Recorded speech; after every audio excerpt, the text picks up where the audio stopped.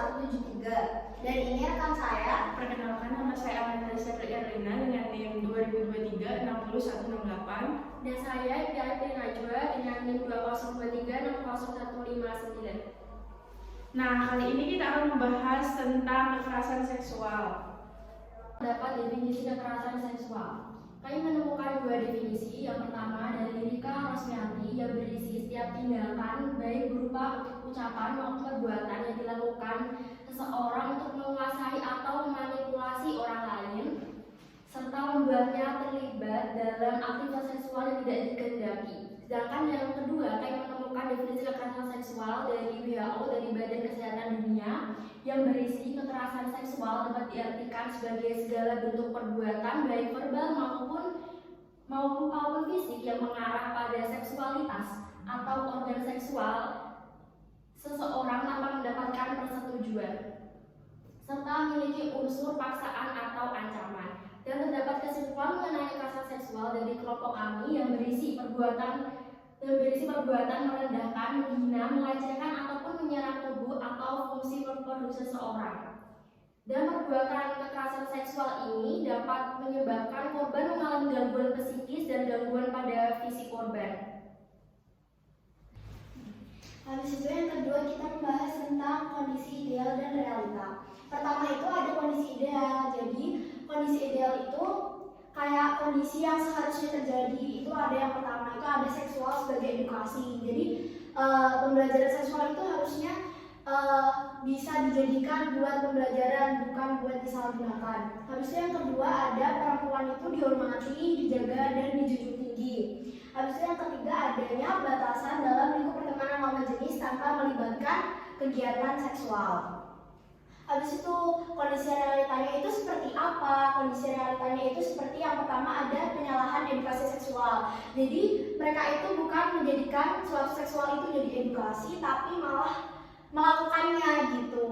Habis itu yang kedua ada perempuan itu dianggap rendah dan masih banyak kasus pelecehan verbal maupun non verbal. Jadi masih banyak juga pelecehan-pelecehan yang dialami seorang perempuan di masa-masa sekarang. Habis itu yang ketiga ada tidak adanya batasan dalam lingkup pertemanan lawan jenis. Nah, biasanya kalau tidak adanya batasan dalam lingkup pertemanan lawan jenis itu, misalnya sekarang itu ada FWB, itu Friends with Benefits. Jadi pertemanan tapi mereka itu melakukan keuntungan dengan melakukan kegiatan seksual. Nah, yang ketiga itu ada keterlibatan. Jadi siapa aja sih yang terlibat dalam kasus-kasus kayak gini nih? Nah, yang pertama itu ada pemerintah. Pemerintah sendiri memiliki peran dalam menyusun kebijakan dan undang-undang yang melindungi korban kekerasan seksual.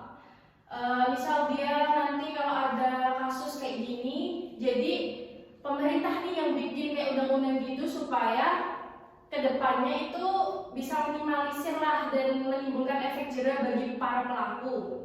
Yang kedua itu ada serta menyediakan layanan perlindungan dan rehabilitasi. Yang kedua sendiri lembaga pendidikan.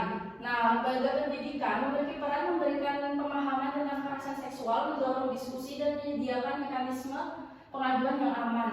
Nah, kalau di bidang pendidikan sendiri ini kayak lebih ke edukasi, misal para siswa mengikuti sosialisasi tentang kekerasan seksual, dampak yang ditimbulkan dari kekerasan seksual sendiri, dan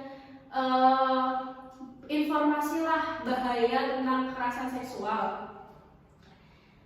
Yang ketiga ada masyarakat. Masyarakat memiliki peran dalam mencegah kekerasan seksual dengan cara meningkatkan kesadaran, mendukung korban, dan melaporkan kasus kekerasan seksual. Nah, misalnya ada nih kekerasan seksual yang terjadi di lingkungan masyarakat. Masyarakat sendiri bisa melaporkan hal itu ke pihak berwajib seperti polisi untuk menangani kasus tersebut. Nah, yang keempat ada lembaga perlindungan saksi dan korban. Lembaga ini memiliki peran dalam memberikan perlindungan hukum terhadap korban tindak pidana kekerasan seksual. Nah, lembaga kayak gini misalnya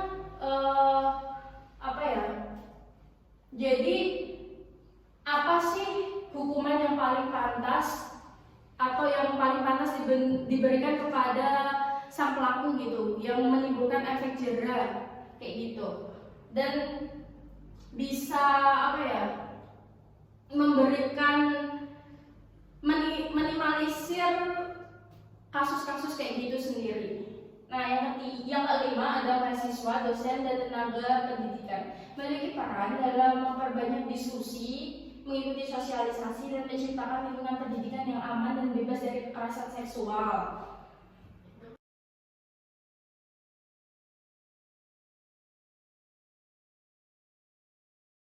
Terdapat peran sistem.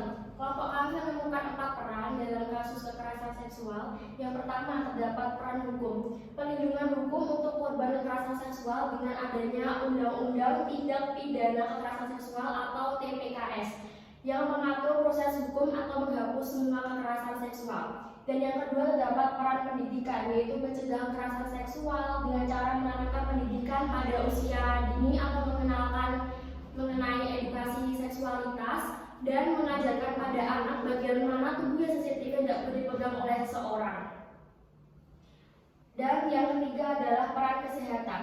Tenaga kesehatan menyediakan tempat atau perawatan dan perlindungan terhadap korban yang mengalami kekerasan seksual. Yang keempat terdapat peran masyarakat. Peran masyarakat di sini sangat penting untuk kasus kekerasan seksual. Karena peran masyarakat itu untuk mencegah terjadinya kekerasan seksual dan menambah upaya dalam menanggulangi masalah kekerasan seksual.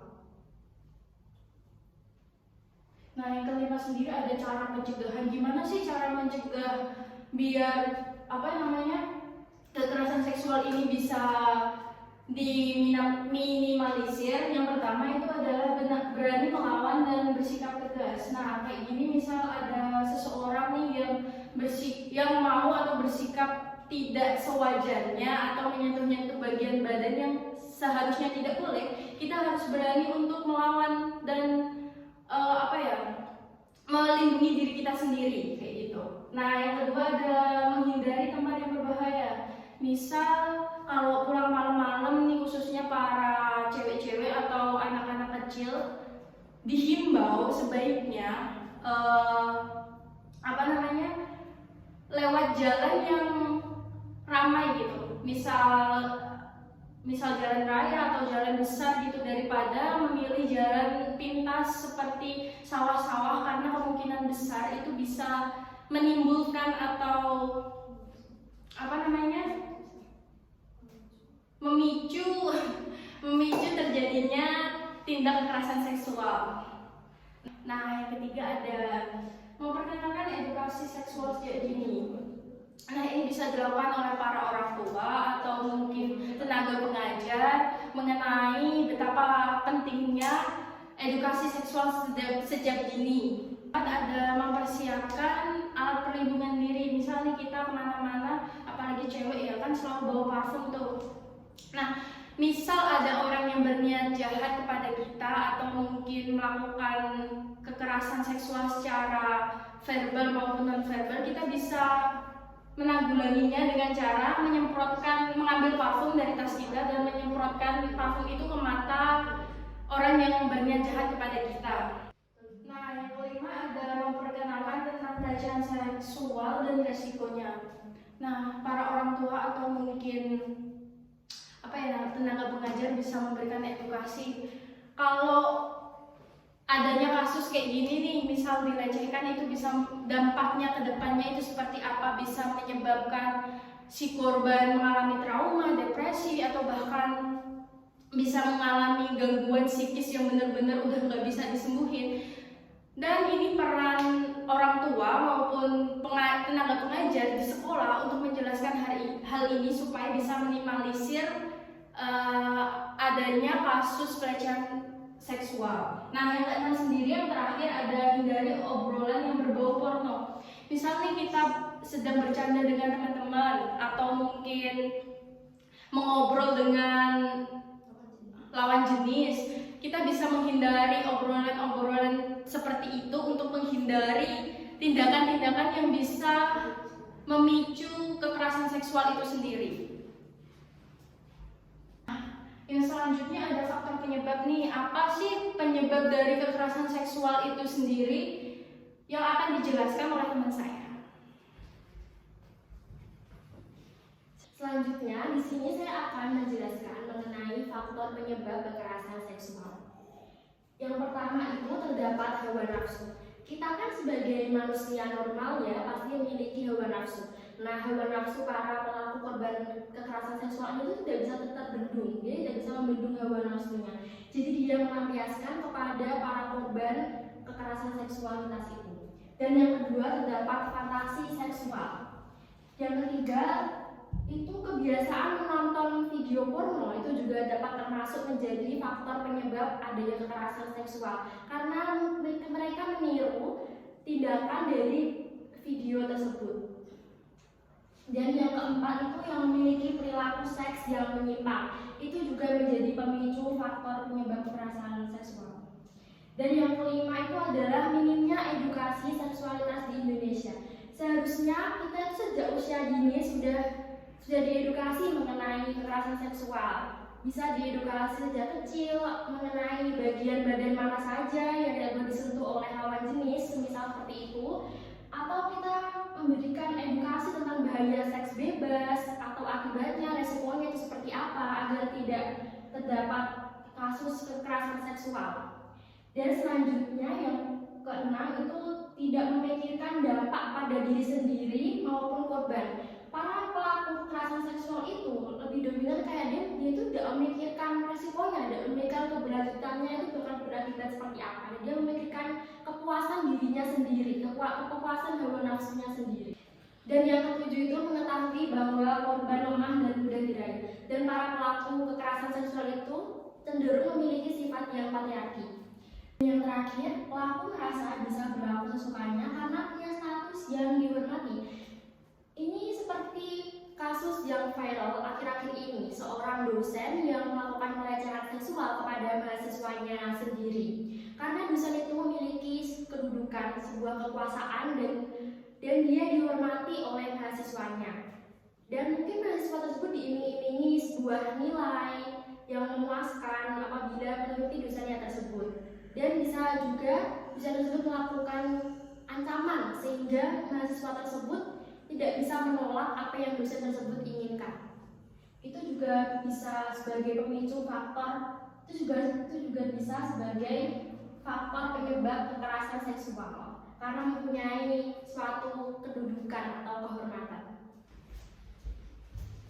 Habis itu ada dampak dari kekerasan seksual. Dampak dari kekerasan seksual sendiri itu ada 3. Yang pertama itu ada dampak yang terjadi kepada psikologis korban kekerasan dan pelecehan seksual. Jadi korban itu nanti akan mengalami trauma yang mendalam, terus merasa stres atau terganggu, apalagi juga bisa memperlambat perkembangan otaknya. Habis itu yang kedua ada yang dapat menjadi faktor utama itu adalah penularan penyakit seksual atau PMS. Korban dapat berpotensi mengalami luka internal, pendarahan, dan kerusakan organ internal. Apalagi biasanya yang terjadi itu maraknya orang terkena HIV karena melakukan seks bebas.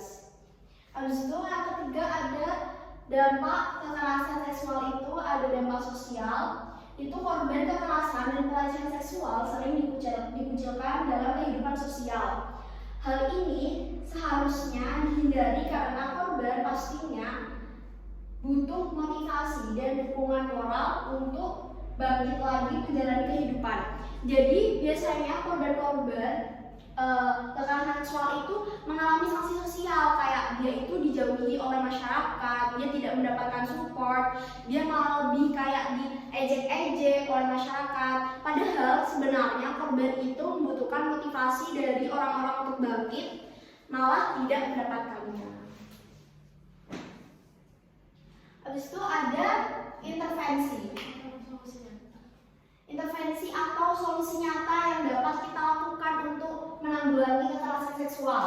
Itu yang pertama ada mempertegas kembali hukum tentang kekerasan seksual. Jadi sebenarnya hukum-hukum di Indonesia ini sudah tegas, namun saya rasa dan kelompok kami rasa itu hukum-hukum tersebut harus lebih ditegaskan untuk membuat pelaku jera.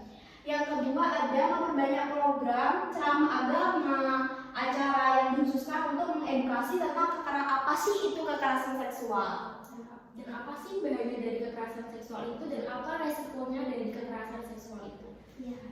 Habis itu yang ketiga ada hukuman kebiri bagi pelaku agar yang ingin melakukan kembali itu merasa jera. Jadi kalau misal ada pelaku yang telah melakukan kekerasan seksual kepada kaum perempuan terutama, itu mending dihukum kebiri aja. Jadi dia tidak bisa melakukan itu lagi.